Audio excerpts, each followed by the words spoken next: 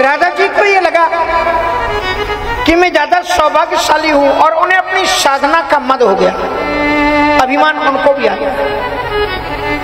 साचमेने तदात्मानम वरिष्ठम सर्वयोषिताम। राधा जी को लगा मैं सब गोपियों से श्रेष्ठ हूं। कैसे लगा? कहा इसलिए तो गोविंद ने सबको छोड़ करके केवल मुझे लेकर के हित्वा गोपी ही कामयान माम सहु भजते प्रिया। इसलिए मुझसे इन्होंने प्रेम किया, मुझे ही अपनी प्रियतमा मान करके यहाँ लाया। गोविंद ने उनका पुष्पों से श्रृंगार किया और कहा चलो किशोरी जी अब राज करती। तो किशोरी जी ने कहा कि अब मैं थक गई हूं, अब मैं चल नहीं सकती, इसलिए अगर कहीं ले जाना चाहते तो खुद मुझे कंधों पर बैठा करके ले चलो। कहां ले चलो? कहा वहां पर ले चलो जहां पर तुम्हारा मन है। न पारे हम चल तुम नैमाम यत्ते बन।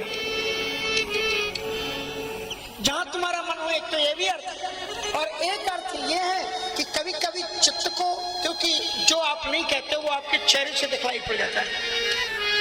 तो गोविंद श्री किशोरी जी ये सोचते कि जहां आपका दिल लगा हुआ है, मन तो आपका यहाँ है, इसलिए जहां मन है गोपियों के पास में आप मन वहां रखाए हो और हमें लेके आए। तो भगवान ने कहा कोई बात नहीं, आओ बैठो मेरे कंधे पर बैठ जाओ। एवं मुक्त प्रियामाः स्कंद आरुह्यतामिति ततश्चान्तर दधे कृष्णा सा बधूरन्न तप्यत। ऐसा कहकर के गोविंद बैठ गए। तो आओ प्रियामाः स्कंद पर आरूढ़। एवं मुक्त प्रियामाः स्कंद आरुह्यतामिति। और जो ही किशोरी जी ने अपने चरण कमलों को उठाया, गोविंद अदृश्य हो गए। और फिर गोविंद के वियोग में तड़प करके श्री किशोरी जी गिर पड़ी और चीखने लगी, हानाथ रमणम प्रेष्ठ क्वासी क्वासी महाभुज दास्यास्ते कृपणाया में सखे दर्शे सन्निधम। हे गोविंद, हे राधा वल्लभ, हे गोपी रमन, कहाँ गए आप? कहाँ गए? आपके बिना तो हमारा जीवन रह नहीं सकता। जिन जिन नामों से किशोरी जी ने पुकारा, उन नामों से आज भी वृंदावन में मंदिर है, दिव्यतम श्री विग्रह विराजमान। गोपिकाएं राधा जी के पास आई, राधा जी को लेकर के जमुना जी के किनारे आकर के राधा जी ने कहा कहीं जाने की जरूरत नहीं है, यहीं से हम गोविंद को पुकारते हैं। और फिर उन्होंने गोपी गीत को गाया है जिसको विरह गीत कहते हैं। गोपियों ने वियोग में रोते हुए गोविंद से कहा कि हे गोविंद, न खलु गोपिका नंदन हो भगवान, आप केवल यशोदा और मैया देवकी को आनंद को देने के लिए ही आप धराधाम पर अवतरित नहीं हुए। आपके अवतार लेने से केवल नंद बाबा और यशोदा की ही गरिमा नहीं बढ़ी है, आपके अवतार लेने से हमारे संपूर्ण ब्रजमंडल की कीर्ति ने वैकुंठ की कीर्ति को भी पीछे छोड़ दिया, उसको भी जीत लिया। तो किसी ने पूछा आपको कैसे पता लगा? जयति तेदिकम जन्मना व्रजा शरत इंद्रा शशुदत्त। बोले इसलिए कि वैकुंठ की अधिष्ठात्री देवी लक्ष्मी जो सर्वत्र सेव्या है, वो आज यहाँ सेविका बनकर के बेलवन में सेवा कर रही है ब्रजमंडल। लक्ष्मी जी भी बेलवन में रह करके पुष्पों को विकसित करती है। इसलिए पद्माकर सुगंधिना, वहां पर एक ये भी अर्थ किया है कि पद्माकर यानी पद्मा लक्ष्मी जी के कर से सुशोभित होते थे वो पुष्प। यद्यपि पद्माकर का अर्थ पद्मों का समूह भी, पर पद्माकर करके लक्ष्मी जी के कर कमल से भी किया। इसलिए जो वैकुंठ की अधिष्ठात्री सेव्या लक्ष्मी भी आज ब्रजमंडल में सेवा का काम कर रही है, बुहारू का काम कर रही है। तो आपके अवतार लेने से इस ब्रजमंडल की कीर्ति, वैकुंठ की कीर्ति को भी जीत लिए। आप बड़े करुणामय हो, आपकी ऋषि मुनियों ने स्तुति जो की है वो करुणा सागर भक्त वत्सल के रूप में की है। आप उस अपनी करुणा को दिखाओ ना। आपको जो दयालु कहते हैं ना, तो आप वो दयालु भाव आपका कहां गया? दीक्षितावकाश आपकी नजर कहां गई? जरा एक बार हमें देखो ना। हम कोई पराई नहीं है जो आप ये सोचो कि हम आपको क्यों देखें, आप तो पराई है। आपका हम सब आपकी दीक्षितावकाश तई धृतास वस्तुओं विचिन्वती, इसलिए हम आपकी हो गई क्योंकि आपने हमारे दिल को, हमारे चित्त को, हमारे मन को, सब कुछ तो अपने पास में रख लिया। अब हमारे पास में कुछ ऐसा है ही नहीं जिससे हम कह सके कि मेरा। कई विचिन्वती, ये चित्त से, मन से, चिंतन से निरंतर हम आपका ही चिंतन करते हैं। इसलिए सर्वदा से साधु जाति सत्य सरस जो धर श्री शरद ऋतु का महीना। ये तो हमने सुना है कि आप चोरी की वाणी में इतने प्रवीण हो कि सरोवर में लगे हुए कमलों की शीत कर्णक को भी आप हंसते हंसते छोड़ लेते हो, लेकिन हमारे चित्तों को भी आपने चोरी कर लिया। अब हम जाएं भी तो जाएं कहां? इसलिए सरस जो दर श्री सुरति नाथ ते शुल्क दासिका, हम आपकी अशुल्क दासिका है, बिना वित्त की दासिका है। आप करुणा कीजिए, वरद निग्न तो नेक बने। आप लगता है नंद बाबा के तो आप पुत्र नहीं है। नंद बाबा इतने नृशंस नहीं है, इतने निर्दयी नहीं है, इतने कठोर नहीं है,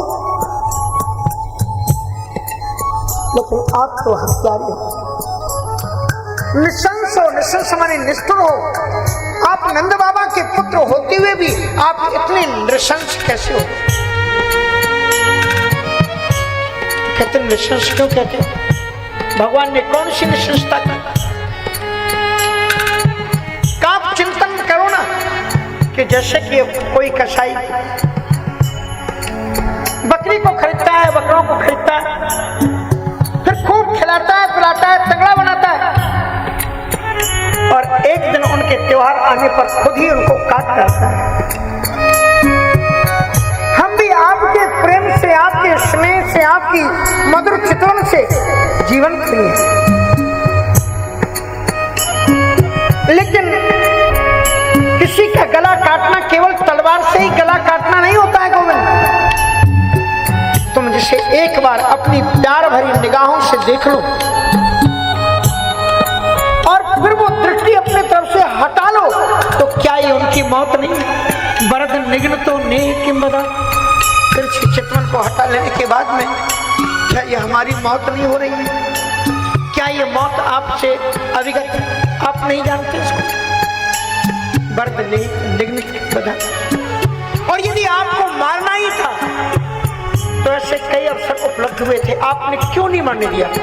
हम स्वाभाविक मौत मर जाते तो हमें दुख नहीं होता, पर आपके वियोग में तड़प तड़प के मरना गोविंद बहुत सही हो रहा है, हमसे बर्दाश्त नहीं।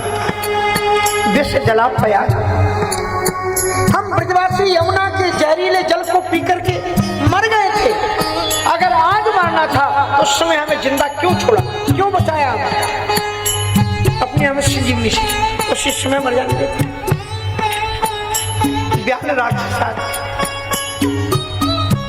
अगासुर के मुख में सब चले गए थे, क्यों बचाया आपने? मारना था तो उसी समय मर जाने देते। वर्ष मारता इंद्र के कुपित होने पर जो मूसलाधार वर्षा में सारा ब्रजमंडल बह रहा था, क्यों बचाया आपने? अगर ऐसे ही मारना था तो उसी समय मर जाने देते। विश्व तो भया त्रिकमते भयम,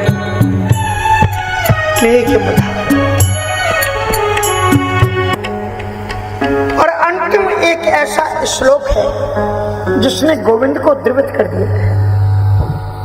यत्ते सुजात चरणमुरुहं स्तनेषु भीतासने प्रियदधि मयि कर्कशेषु तेनाटवी मटसि व्यतते नयि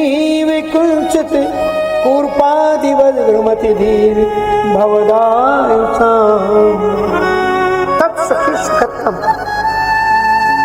ये वास्तविक प्रेम है कि प्रियतम के सुख में सुखी होना और उसके दुख में दुखी होना। गोपियां कहती हैं कि आपके चरण इतने कोमल है, इतने कोमल कि उन सकोमल सद्याजात कमल की प्रस्तुति करने के समान आपकी सुनवाई चाहिए। जब उनको आप हमारे वक्षस्थल पर रखते हो तो हमें डर लगता है कहीं हमारे वक्षस्थल की छाती से आपके सुकोमल चरण कहीं घायल न हो जाए। यत्ते सुजात चरणाम्बुरहम स्तनेषु मीतास्तने प्रियदधिमहि कक्षेषु तेनाटवी मुक्तस्य। उन सुकोमल चरणों से आप इस कंटका किरण,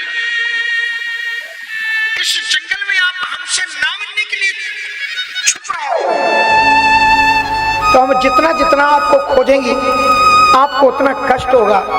इसलिए हे गोविंद, आप हमें मत मिलो, हम वो दुख बर्दाश्त कर लेंगे, लेकिन हमारे कारण आपके चरणों को तकलीफ हो, ये हम बर्दाश्त नहीं कर सकते। रुदु सुस्वरम राजन कृष्ण दर्शन लाल इति गोप्यः प्रलायन्तः पड़पत्य रुदु सुस्वरम राजन। और जो ही वो रोई, और जब आपके आंखों में गोविंद के लिए आंसू निकलेंगे, उसी समय गोविंद तुम्हारे लिए मिल जाएंगे। तासामाविरवीक्षौरी स्मय मान मुखाम्बुजम पीताम्बरधरस्रग्भि साक्षात् मनमथ मन। पर गोपियों ने गोविंद को आलिंगनबद्ध किया, ऐसा अद्भुत स्वागत किया है गोपियों ने कि उनके अंग राग लगी हुई कंचुकियां जो उनके प्रेमास्त्र से प्रवाहित हुए आंसुओं से भीगी हुई थी, उनको बिछा दिया है, उस पर गोविंद को लिटाया।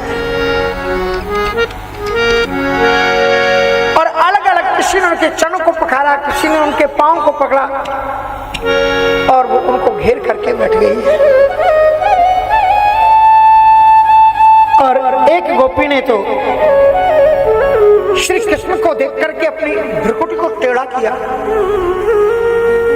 और दांतों को कटकटाया और फिर गोविंद की ओर देखा, मानो कि रोष की अभिव्यक्ति कर रही थी। एका भ्रुकुटी मावद्य प्रेम संरम विविवला घनीवेक्षते कटाक्षेपैः संदर्शनच्छदा। ये क्रोध की अभिव्यक्ति का एक दृश्य है कि प्रेममयी क्रोध में कैसे अपने गोविंद को। और एक ने क्या किया, तम काचन नेत्ररंभेण हृदि कृत्य निमील्यचा पुलकांगितकुह्यास्ते योगीवानंद सम। एक गोपी ने अपनी आंखों को बंद कर लिया, ठंडी सांस ले रही है। क्या कर रही है? एका भ्रुकुटी मां ताम कांचन नेत्ररंभेण, नेत्र के माध्यम से गोविंद को अपने दिल के अंदर में कहा, अब तुम भागे थे ना, अब भाग के दिखाओ, अब हम दिल में कैद कर लेते। इस प्रकार से गोपियों ने अपने अपने भावों की अभिव्यक्ति गोविंद के प्रति की।